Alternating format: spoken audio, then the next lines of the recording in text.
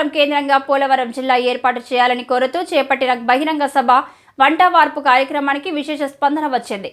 పోలవరం జిల్లా సాధన సమితి అఖిలపక్ష జాయింట్ యాక్షన్ కమిటీ నాయకులు పిలుపు మేరకు అన్ని పార్టీల నాయకులు, గిరిజన, వర్తక, వాణిజ్య, ఉద్యోగ, కార్మిక, రిటైర్డ్ ఉద్యోగులు, కులమత వర్గాలకు అతీతంగా ప్రజలు భారీ సంఖ్యలో పాల్గొని విజయవంతం చేశారు.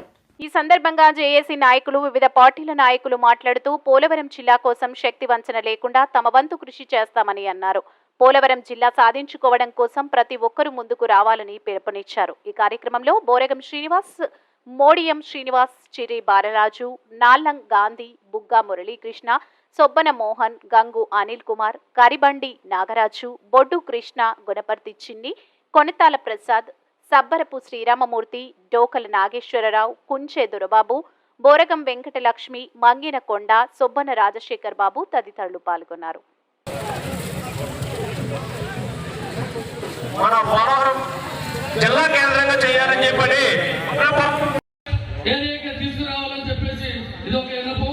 ఎందుకంటే పోలవరం టూరిజం ఉన్నప్పుడు ప్రతి హోటల్లో పొద్దున్నే పార్సల్ కట్టుకుని ఒక 3-4 హోటల్లో 5-6 హోటల్లో వెళ్ళి నియోజకవర్గ కన్వీనర్ శివబాబు గారిని తమ సందేశం ఇవ్వాల్సిందిగా కోరుచున్నాం. ఏర్పాటు చేసినటువంటి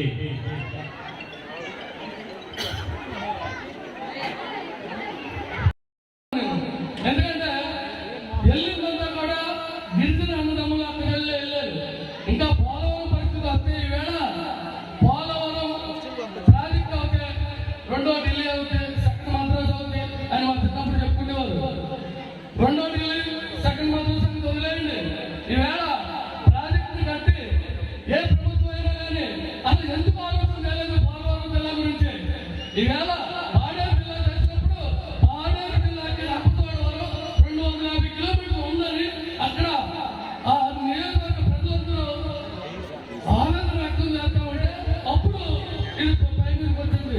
అలాగే ప్రతిపక్ష నాయకులు మన పోలవరంలోనే చంద్రబాబు నాయుడు గారు వచ్చి జిల్లా మన ప్రభుత్వం వస్తే జిల్లా చేస్తారని చెప్పడం చాలా ఆనందకరంగా ఉంది. అలాగే మా నాయకులు దాని మీద పరిశీలన చేసి కమిటీలు వేసి ఆల్రెడీ ప్రొసీడింగ్ చేస్తూ ఓ 50% 60% వరకు వచ్చింది అని చెప్పేసి. అలాగే బుగ్గా మురళి గారికి, బొడ్డు కృష్ణ గారికి మరియు ఇతర పెద్దలందరికీ నా హృదయపూర్వక నమస్కారాలు తెలియజేస్తున్నాం. అందరికీ కూడా ఒకే ఒకటే, మీరు చైతన్యం వచ్చింది అనేది ఈ మాత్రం నుంచి సంతోషం. కానీ చైతన్యం ఇంకా ఎక్కువగా రావాలి, వచ్చి తీరాలి. ఎంతమంది అయినా ఈ మండలం కాదు, ఈ గ్రామంలో ఉన్నటువంటి ఓటర్ వచ్చి 10,500 మంది, 10,500 మందికి ఎంతమంది అనే ప్రశ్న వస్తుంది.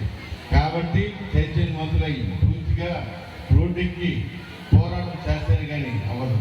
కానీ ఇటువంటి పరిస్థితుల్లో ఇవన్నీ కూడా అలర్చి మీరు పడుతున్నటువంటి త్యాగం చేస్తున్నటువంటి త్యాగంగా ఫలించాలంటే అది ముందుగానే ఊహించి మా నాయకుడు చంద్రబాబు నాయుడు గారు పోలవరాన్ని జిల్లా చేస్తారని చెప్పి ప్రకటించారు. ఇక్కడ ఏలూరు పోలవరం ప్రకటించారు, పుత్తూరులో ప్రకటించారు, ఈ మన పోలవరం సెంటర్లో ప్రకటించారు, ఎడపక మండలం ప్రకటించారు, మన రంపపోలవరం కాన్స్టిట్యూన్సీ, మన పోలవరం కాన్స్టిట్యూన్సీ 2 కలిపి చేయాలి.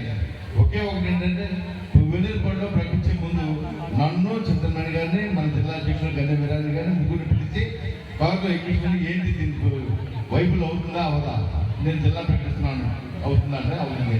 ఏ రకంగా అవుతుంది అని అడిగారు నన్ను.